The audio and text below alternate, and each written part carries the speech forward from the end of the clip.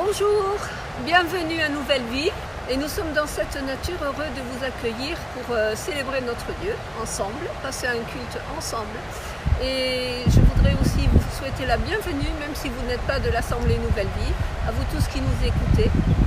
Et puis nous allons maintenant passer un temps de louange ensemble. Je chanterai gloire à l'Éternel. Je chanterai louange à son nom. Je chanterai Dieu, mon essentiel. Je chanterai en l'honneur de son nom. Je viens t'offrir, Seigneur, ce que j'ai de meilleur. Je viens t'offrir ma vie. Oui, à toi Jésus-Christ. Et même si je suis fragile, même si c'est difficile, je chanterai gloire à l'Éternel. Je chanterai louange à son nom. Je chanterai Dieu, mon essentiel. Je chanterai en l'honneur de son nom. Je viens te dire, Seigneur, que tu es mon bonheur.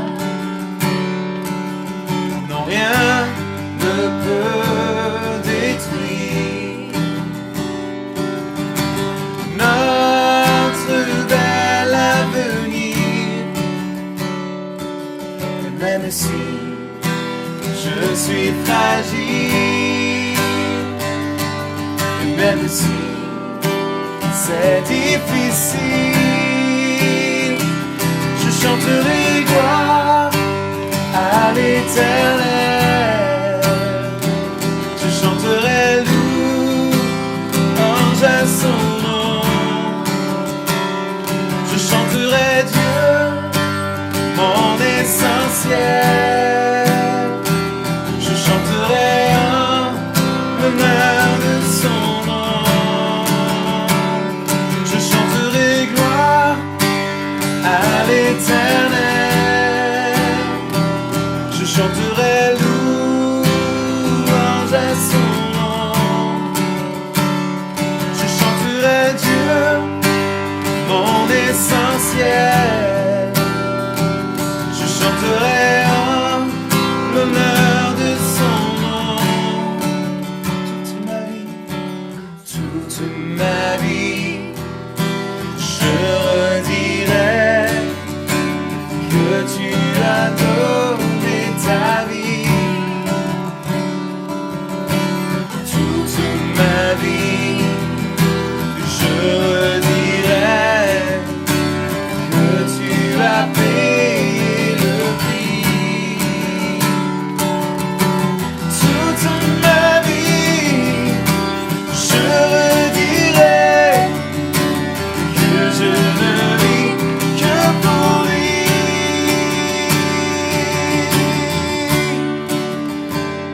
Je chanterai gloire à l'Éternel. Je chanterai louange à son nom. Je chanterai Dieu, mon essentiel. Je chanterai en l'honneur de son nom. Je chanterai gloire à l'Éternel. Je chanterai louange à son nom. Je chanterai Dieu, mon essentiel. Je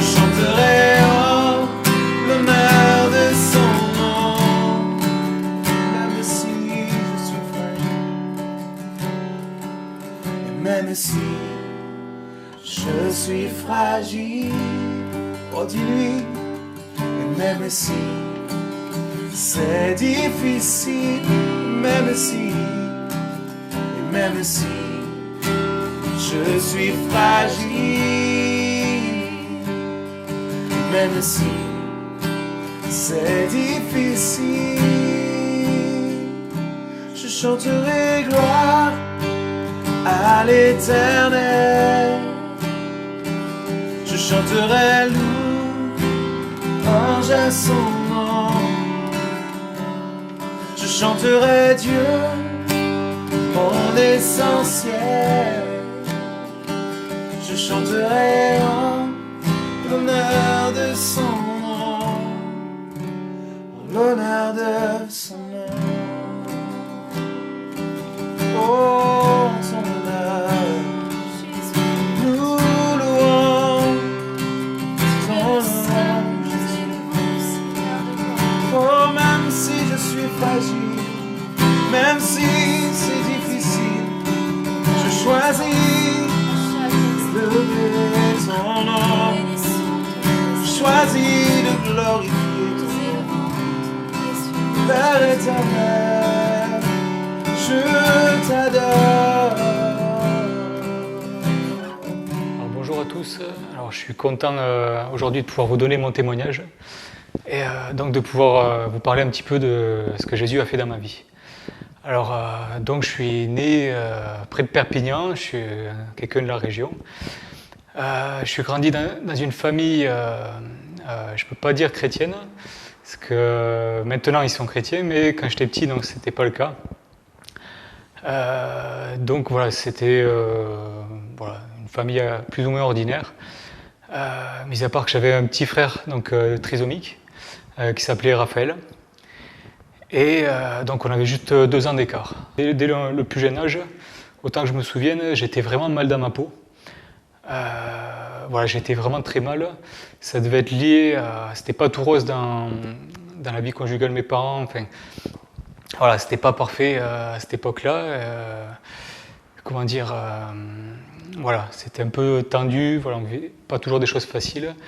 Et peut-être avec mon frère aussi qui demandait beaucoup d'attention. Et je me suis peut-être, je sais pas, senti mis à l'écart. Enfin, disons que j'ai vraiment été mal dans ma peau. Et j'ai trouvé de suite du réconfort avec les copains dans la rue. Et j'ai grandi avec eux, en fait. J'ai grandi vraiment avec eux en jouant dans la rue, voilà, en jouant avec les copains de quartier. Et donc voilà, j'ai trouvé vraiment un appui, une famille. Et ça m'a conduit, en fait, dans ce mal-être, à chercher, disons, à être fort. À chercher à être fort, à être puissant et à être violent pour ça. Donc en fait, je me suis très vite tourné vers la violence. Donc dès petit, même pas ado, donc j'étais dans la violence. Je tombais assez vite aussi dans la pornographie quand j'étais tout petit. J'ai peut-être même pas 10-12 ans, vraiment très petit. Je me suis mis à fumer aussi très jeune, peut-être 12-13 ans, que je me souvienne.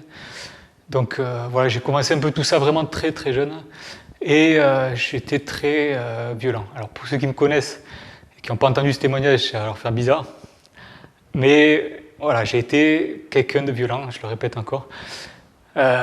Donc j'ai été dans la petite délinquance, je dirais, voilà, donc avec de la drogue, avec un tout petit peu de trafic, avec de la petite délinquance, du vol, voilà, etc. Je cherchais vraiment de ce côté-là. Et puis je m'endurcissais, en fait, intérieurement. Je m'endurcissais de plus en plus. Et je cherchais de plus en plus un réconfort du côté de la violence. Il fallait être fort pour tenir tête aux autres, pour pouvoir me protéger. Il fallait que je sois fort et violent. Et plus ça allait, et plus je cherchais les plus violents, en fait. Et je m'entourais d'eux. Et donc ça allait que petit à petit, je me suis aussi tourné vers les extrêmes. Et l'extrême que j'avais choisi à cette époque-là, je devais avoir peut-être 14 ans, 14-15 ans, je me suis tourné vers l'extrême côté extrême droite, mais très très extrême, côté néo-nazi. Voilà, et je me suis vraiment tourné vers les néo-nazis, parce que pour moi, c'était les plus violents. Je n'avais pas trouvé plus violent, Et les skinheads, etc., ils étaient pour moi capables de casser la figure à n'importe qui, tout ça. Enfin, voilà, je me sentais vraiment fort dans ces trucs. Donc j'ai pas été directement dans des groupes de skinheads, etc., mais j'avais une fascination pour ça. J'ai eu une période avec vraiment des croix gammées dans la chambre, avec des choses voilà, qui me paraissent inimaginables vraiment aujourd'hui quand j'y repense. Et donc j'ai vraiment été tourné voilà, vers toute cette idéologie. Et non pas, je ne sais pas si j'y croyais à l'époque, je ne crois pas forcément, mais en tout cas c'était tellement donc, hard, tellement violent que ça me fascinait. Ça me plaisait, ce côté destructeur, je me sentais protégé là-dedans. Et voilà, donc de fil en aiguille, je me suis voilà, donc enfoncé là-dedans, plus l'alcool, plus donc, ouais, des mauvaises fréquentations, etc. Donc je me basais encore sur les amis que j'avais depuis tout petit pour m'apporter un petit équilibre quand même, mais un peu léger quand même, parce que bon, à part la fête, on n'avait pas grand-chose finalement de très concret, quoi. Et donc voilà, j'ai eu une période ensuite où j'ai découvert la musique hardcore. Et en fait, voilà, je me suis enfoncé encore plus là-dedans, dans la musique hardcore, parce que là, encore une fois, c'était quelque chose de violent. Et puis, vu que je recherchais la violence, voilà, donc j'étais passé des néo-nazis à la musique hardcore. Et puis là, je m'enfonçais toujours plus. Et j'ai commencé à organiser des soirées hardcore dans la cave, là, dans la cave où habite mon père. Et donc voilà, j'ai monopolisé les lieux pendant le week-end et voilà, j'ai organisé mes soirées là-dedans, qui étaient donc des beuveries, en fait, des grosses beuveries avec la musique vraiment intense. Voilà, ça partait complètement en n'importe quoi. Voilà, ça s'enfonçait là-dedans. Et j'allais toujours de plus en plus loin, suite à ce mal-être finalement que j'avais depuis tout petit. Ce mal-être voilà, que je traînais depuis tout petit, et je trouvais pas d'issue. Alors du coup, il me fallait toujours plus d'alcool, toujours plus de puissance, enfin de violence, quoi, de quelque chose de destructeur, quoi, pour m'autodétruire finalement. Et donc j'en suis arrivé à un point où donc dans ces soirées, en fait, là, les années donc ont un peu passé, j'avais la vingtaine. Et je voulais donc fêter mes 20 ans avec une très grosse soirée, quoi. Une très grosse soirée que j'avais organisée. Et donc j'avais loué une salle, une grosse salle, là, et je voulais faire venir donc, tous ceux que je connaissais, beaucoup de monde, on aurait été un bon paquet, je ne sais pas exactement, peut-être 200, je ne sais pas, enfin on aurait été vraiment beaucoup. Toujours dans cet esprit donc hardcore, beuverie, donc voilà, vraiment toujours destructeur, etc. Et donc voilà, ce qui s'est passé, c'est que donc je voulais faire ça pour mes 20 ans, et ce qui s'est passé, c'est qu'à 3 jours de mes 20 ans, où tout ça s'organisait, j'étais tellement dans cette mentalité destructrice, pour vous dire, en fait, le matin, je me levais, et pour me mettre dans l'ambiance, pour me mettre vraiment dans cet esprit-là, ça m'arrivait de regarder un film d'horreur, comme Le Silence des agneaux, par exemple, et pour me mettre dans l'ambiance, pour me mettre là-dedans, et avec de la musique hardcore plein les oreilles, et je me mettais vraiment dans quelque chose, là, dans vraiment quelque chose de très très noir, très très obscur. Et je me souviendrai toujours de ce matin-là, où donc je me suis levé comme ça dans cette même ambiance, et puis j'ai eu un sentiment bizarre. Et aux alentours de 9h à peu près, il y a ma mère qui m'appelle et qui me dit « il faut que je te parle ». Et puis en montant, elle m'annonce quelque chose. Elle me dit voilà, Raphaël il s'est noyé. Voilà, et Raphaël est décédé. Et donc mon frère qui était trisomique et avec qui on avait 2 ans d'écart. Et sur le coup, ça m'a complètement effondré, quoi. Atomisé. Vraiment, j'étais détruit. Déjà que j'avais vraiment un moral quasi quotidien au plus bas et qu'il fallait que je noie sans cesse. Et je buvais quasi quotidiennement. Mais là, voilà, j'étais effondré complètement à bout. Et je me souviens que la cigarette que je tenais quand elle m'a dit ça, je me la suis écrasée dans la main comme ça. Je veux dire, je sentais presque rien, j'étais tellement mal. Et donc voilà, les jours qui ont suivi, donc voilà, très très très mal. Et puis là, il s'est passé quelque chose, le tout début de quelque chose qui s'est passé, c'est que ma mère en fait était croyante. Et puis ça, elle avait enfin, je le savais, mais elle n'avait jamais réussi à m'en parler en fait. Parce que j'étais tellement sauvage, tellement violent, que je lui faisais peur en fait. Je lui faisais peur, je crois qu'elle n'a jamais réussi à m'en parler. Donc ce qui s'est passé, c'est que il y a des mamans, en fait, à mes amis de l'époque, mes vieux amis de longue date, qui sont venus pour la réconforter. Ils venaient d'apprendre qu'elle venait de perdre un de ses fils, là, et donc ces mamans-là sont venues pour la réconforter. Et donc moi, il y avait la porte qui était entrouverte, et puis j'ai regardé un petit peu comme ça, qu'est-ce qui se passait, la scène. Donc ça, je parle quelques jours après le décès. Et là, j'ai été étonné, j'ai vu ma mère dans la paix, avec un grand sourire, et qui était en train de leur partager l'évangile. Et puis c'est elle qui était en train de les réconforter. Et sur le coup, je me dis, il y a un truc qui ne va pas là.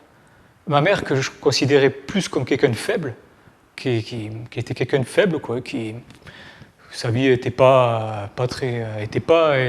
j'aurais jamais imaginé qu'elle tiendrait bon, en tout cas plus que moi. Et moi qui étais complètement laminé, mais là je me suis dit, là il y a quelque chose qui ne va pas là. Je veux dire, là, comment ça se fait qu'elle est forte là? Comment ça se fait qu'elle garde la paix, qu'elle n'est pas ébranlée, quoi? Qu'est-ce qu'elle a de plus là? J'ai pas compris sur le coup. Sur le coup, je me dis, mais est-ce que c'est vrai là, son truc là de Dieu là? Est-ce que c'est vrai? Et le premier réflexe que j'ai eu, je suis allé dans ma chambre. Je suis allé dans ma chambre direct. J'ai fermé la porte derrière. Alors je savais pas comment ça se faisait. J'y connaissais rien. Et j'avais déjà mis les pieds dans une église, mais c'était pas souvent. C'était pas très souvent.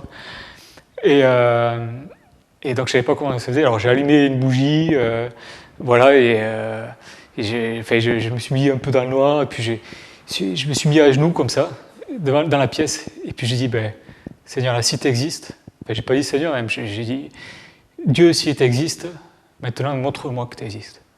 Et puis j'ai pris la cigarette que j'avais dans la main, je l'ai écrasée, et j'ai dit, je vais te montrer comme je suis déterminé, comme je veux que tu me montres que tu existes, et puis j'arrête de fumer. J'arrête de fumer, je vais comme lancer un défi en fait. Et j'ai arrêté de fumer.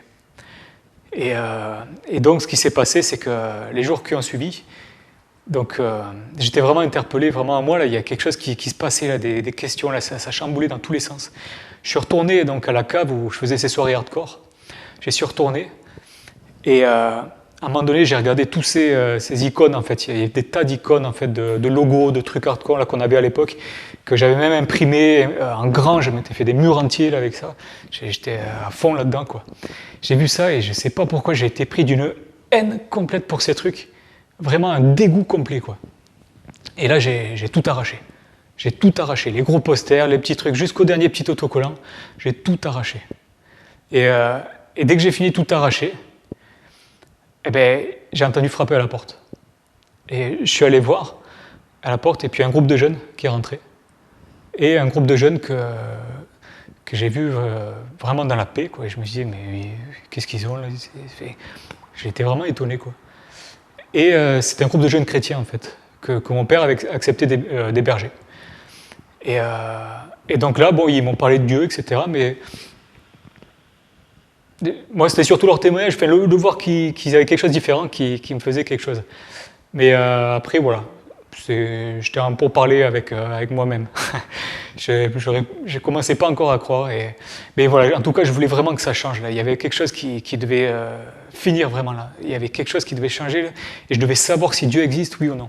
Vraiment, il fallait que je le sache. Là. Et j'avais eu dans l'idée de partir au Canada, pour vraiment quitter tout ça, parce qu'on me sollicitait vachement pour les soirées hardcore, pour continuer, pour reprendre le truc. Et puis moi, je voulais arrêter tout ça, quitter vraiment tout ça, là, tout ce milieu, tous ces trucs-là. C'est soi-disant amis là, qui voulaient en fait plus profiter de ces soirées. Là. Et puis il fallait que je m'en aille loin. Et puis là, ces jeunes partaient au Costa Rica et ils m'ont dit, est-ce que tu veux venir avec nous? Alors, sur le coup, j'ai dit oui. J'ai dit oui. Je ne savais pas pourquoi, ça paraissait un peu fou. Et j'ai dit oui. Et je me suis retrouvé donc à partir au Costa Rica avec eux, plusieurs mois. Et là-bas, c'est ce qui s'est passé, c'est que on allait voir quelques églises là-bas, etc. Et puis ils ont vécu ce qu'ils avaient à vivre. Et puis moi, je me suis retrouvé à avoir aussi du temps vraiment seul, à pouvoir vraiment prier et être seul, dégagé de tout. Et puis là, j'ai été inondé d'une paix que j'avais jamais connue avant. Et je me souviendrai toujours, c'est dans les rues du Costa Rica que ça s'est passé. et, dans les rues de San José, là où on était, et puis une paix incroyable, quoi. Incroyable. Je ne savais même pas qu'elle existait. Je ne savais même pas que c'était possible. Une paix incroyable. Et tout ce passé-là, ces choses-là, dans la violence, toutes ces choses, dégagées, quoi. Complètement dégagées. J'ai été vraiment, waouh, vraiment comme sur un nuage, quoi. Et là, j'ai vécu vraiment des choses vraiment super belles, vraiment avec le Seigneur, super intimes. Voilà, pendant ces quelques semaines, ces quelques mois au Costa Rica. Et vraiment, j'ai appris que le Seigneur existait. Enfin voilà, j'ai cru. Ma foi, elle a vraiment commencé là. J'ai cru qu'il existait. Et que ce Dieu qui existait, c'était Jésus. C'était Jésus. Le Jésus de la Bible, le Jésus. Et puis du coup, j'ai commencé à vraiment avoir cette intimité avec lui. Et donc voilà, tout a commencé là-bas. Ensuite, ce qui s'est passé, c'est que voilà, je suis rentré à Perpignan. Et donc, voilà, j'avais vraiment vécu quelque chose de fort, quoi. C'était tellement beau, quoi, tellement incroyable par rapport à cette obscurité dans laquelle j'étais, d'avoir goûté à la lumière. Waouh, c'était quelque chose de tellement incroyable. Et je gardais ça au fond de moi. Alors, j'avais pas encore lu la Bible, rien, ou très peu, quoi, un tout petit peu. Et puis, j'avais encore fait pas vraiment de pas de mon côté. C'est plutôt Dieu qui en avait fait du sien, j'ai envie de dire. Et puis, je l'avais accepté, quoi. Et puis, en rentrant en Perpignan, voilà, là, je suis allé direct, pour mes parents, et puis je suis allé direct dans l'église où était ma mère, à un culte, et je suis sorti et je ne suis pas retourné parce que j'ai pas, voilà, comment dire, trouvé dans l'église là, à ce moment-là, voilà, le Dieu que j'avais rencontré. Je sais qu'il était là, mais la forme, en tout cas, c'était pas ça. Moi, j'étais tellement dans un absolu, avant hardcore, radical, machin et tout. Et puis là, être dans quelque chose d'un coup voilà, qui a une forme religieuse et tout. Enfin, je suis rentré, je ne pouvais pas. J'y suis pas resté. Voilà, je suis pas resté dans l'église. Et ce qui s'est passé, c'est que j'avais pas d'autre père non plus. Je savais pas trop quoi faire. Je savais pas vers quel chrétien aller. Ça me donnait pas forcément trop envie non plus. Ça peut paraître bizarre d'aller forcément vers des chrétiens. Et du coup, les premiers vers qui je suis retourné, c'est quand même mes meilleurs amis d'enfance, parce que eux, je les connaissais, c'était la famille un peu. Et malheureusement, alors ce qui s'est passé, c'est qu'avec eux, c'était l'alcool, quoi. Donc c'est l'alcool, ça, je suis retombé dans la beuverie. Alors tous ceux que j'avais quittés vraiment par cette grâce-là que j'avais reçue, je n'ai jamais retombé dedans, c'était vraiment une grâce, quoi. Toute cette violence, tout ça, ça a été nettoyé. J'ai plus jamais, voilà, jusqu'à aujourd'hui, quoi. Tout ça, c'est vraiment parti. Mais l'alcool, les soirées, les trucs entre copains, voilà, tout ça, je suis retombé là-dedans. Et donc ça, c'était en 2006. Et puis pendant 3 ans, pendant 3 ans, j'ai erré un peu. En fait, j'ai erré, voilà. J'étais avec les copains, j'ai erré, ça n'avait pas trop de sens. Ce que j'avais reçu, je l'ai toujours gardé au fond de moi. Donc je priais, en fait. Je priais intérieurement, je priais dans beaucoup, beaucoup d'occasions. Et le Seigneur m'a gardé dans des situations improbables, incroyables, que ça prévaut vraiment le coup de vous donner tous les détails de toutes ces situations. Et je priais intérieurement, voilà, j'avais cette intimité, je priais même au travail, je priais dans des tas de situations, intérieurement, une petite intimité comme ça, mais j'avais aucune vie, voilà, aucun engagement auprès de Dieu, aucun, et puis voilà, je tombais assez facilement du coup. J'avoue que je tombais assez facilement, je ne m'étais pas encore dégagé de la pornographie, je ne m'étais pas encore dégagé de pas mal de choses comme ça. Et puis après, ce qui s'est passé, c'est qu'en 2009, je m'en souviendrai toujours, c'était été 2009, alors désolé si je parle vite, je débite là pour faire pas trop long. Alors accrochez-vous. Alors en 2009, en fait, ce qui s'est passé, c'est que je dormais comme ça chez mon père, là, je logeais là-bas à ce moment-là. Et puis dans la chambre du haut, comme ça, il y avait une Bible sur la table de chevet. Et puis c'est vrai que je l'avais jamais lu finalement, quoi. J'avais rencontré le Seigneur, je croyais donc en Dieu, je croyais en Jésus. Je l'avais accepté dans ma vie. Alors il était là, hein, ça c'est clair, il était là. Mais j'avais jamais lu. Et puis d'un coup, je me suis dit bon, je sais pas pourquoi. Un soir, ce soir-là plus qu'un autre, je l'ai pris, je l'ai ouverte et j'ai regardé, donc j'ai commencé à l'Évangile. J'ai pris Évangile de Matthieu. J'ai commencé. Puis j'ai commencé à lire les premières lignes, la première page, et puis ça a commencé à couler en moi. C'est comme les premières gouttes, et puis ça a coulé. Et c'est de plus en plus, quoi. Et puis j'arrivais plus à m'arrêter à le lire, quoi. Et c'était incroyable, quoi. Et du coup, j'ai lu tout l'évangile de Matthieu d'une traite. D'une traite. Et donc ça coulait. Et puis là, j'ai vécu des moments extrêmement forts là, ce soir-là, enfin cette nuit-là même, vraiment extrêmement fort avec Dieu, où il m'a parlé sur beaucoup de choses, là, vraiment personnellement. Et ouais, c'était un moment extrêmement fort, quoi, où vraiment, j'ai envie de dire, il est descendu très profond, quoi, et c'était vraiment très fort. Et puis donc, du coup, voilà, après ce moment-là, bon, ben, j'ai repris quand même un peu ma vie, quoi, mais c'était plus pareil. J'ai envie de dire que s'il y a eu il y a eu plusieurs comme ça étapes, mais ça a été un tranchant qui c'était plus jamais pareil là. Il fallait que moi j'aille faire quelque chose là. Il fallait que je pouvais plus rester sans rien faire en tout cas. Et donc du coup ce que j'ai commencé à faire, c'est entre 2009, 2010, etc. Ben, j'ai commencé à aller à l'église. Donc voilà, j'avais reçu quelque chose de très fort en 2009 là. J'avais encore 3 ans vraiment et je comprenais pas tout ce que ça voulait dire.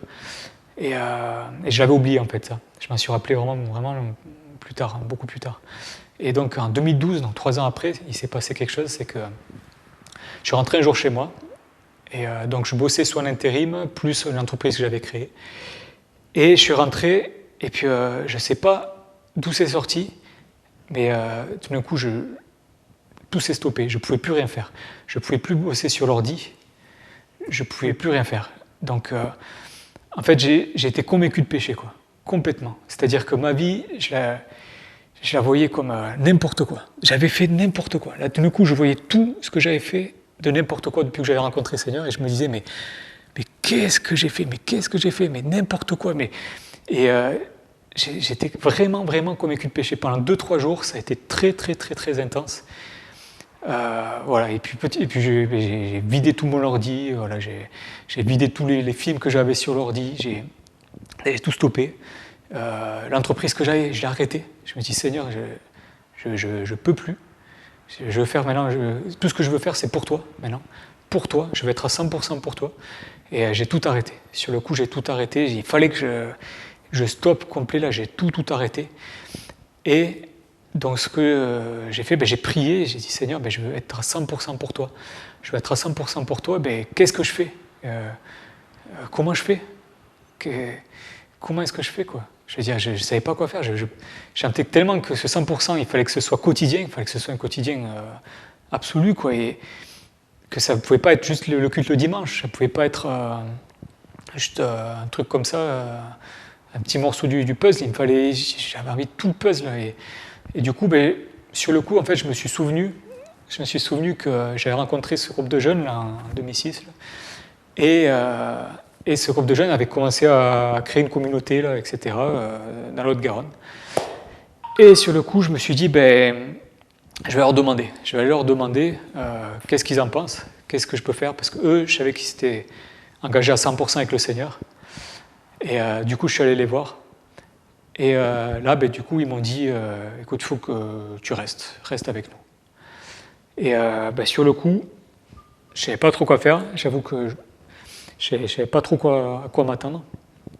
Et donc sur le coup, j'ai dit oui.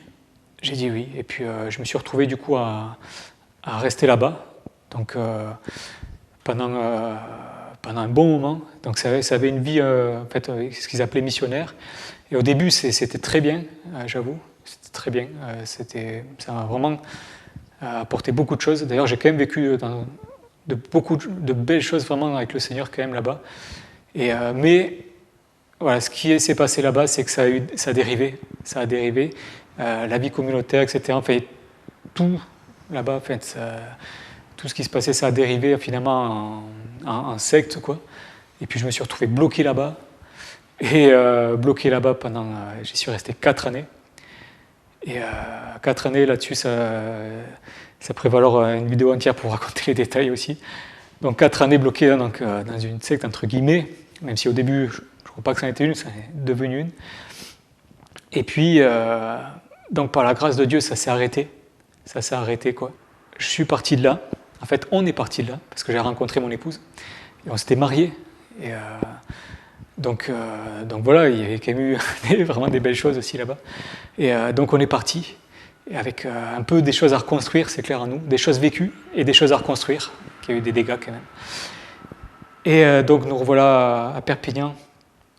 Et donc je suis parti, et arrivé donc à Perpignan, on avait la voiture, je crois peut-être une centaine d'euros, quelques affaires, et un bébé d'1 mois dans les bras.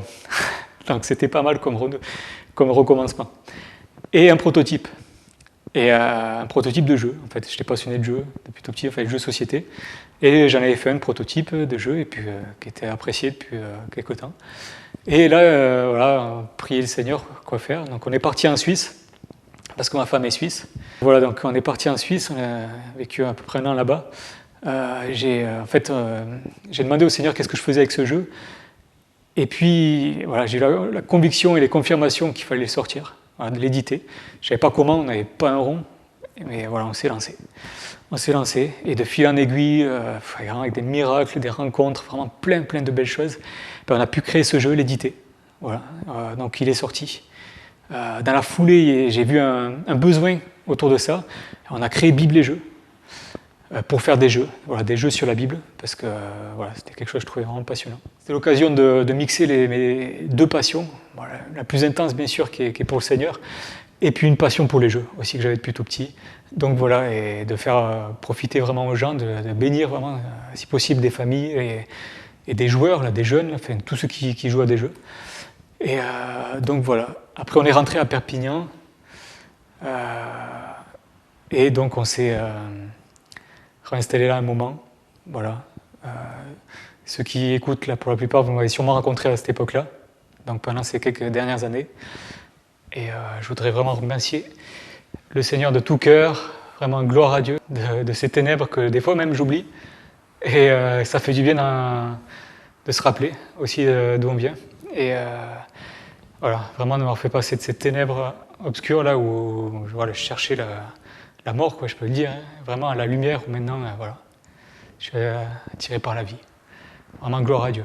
Gloire à Dieu. Et puis, si vous regardez ça et que vous êtes à une de ces étapes, eh ben, sachez qu'il y a encore du chemin qui est possible. Tout est possible à Dieu, quoi. Et on n'est jamais arrivé là. Je veux dire, on n'est jamais arrivé. Il y a beaucoup d'étapes, quoi, dans la vie chrétienne, et puis je vois qu'il y en aura encore sûrement, et en même temps, c'est magnifique. En même temps, c'est magnifique, et voilà, je vous encourage à continuer à persévérer, à ne pas hésiter à vous engager aussi, parce que moi, je vois que les plus gros changements qui se sont passés dans la vie, c'est après des décisions, en fait, d'engagement. Tant qu'il ne s'était rien passé, que je ne m'étais pas engagé, eh ben, voilà, ça flottait, quoi. Ça flottait, je retombais, etc. Et ces engagements, en fait, c'était pas des engagements personnels, c'était des oui en réponse à Dieu. C'est-à-dire me demander, et puis oui, et puis je m'engage. Et puis ça a tout changé, quoi. Et voilà, et puis là, on le fait encore à nouveau. Et on est vraiment dans la joie. Et dans la joie parce que on avance, on suit le Seigneur. Et voilà. Et c'est un long chemin, un peu comme cette vidéo. S'il y en a qui dorment, réveillez-vous. Et voilà, soyez bénis. Voilà. Et je vous aime, à très bientôt. Une joie de vous retrouver, et justement pour vous inviter à venir nous rejoindre sur Zoom, parce qu'on va faire le message en direct de l'église sur Zoom. Je vous donne le code d'accès, c'est donc 660 777 2020.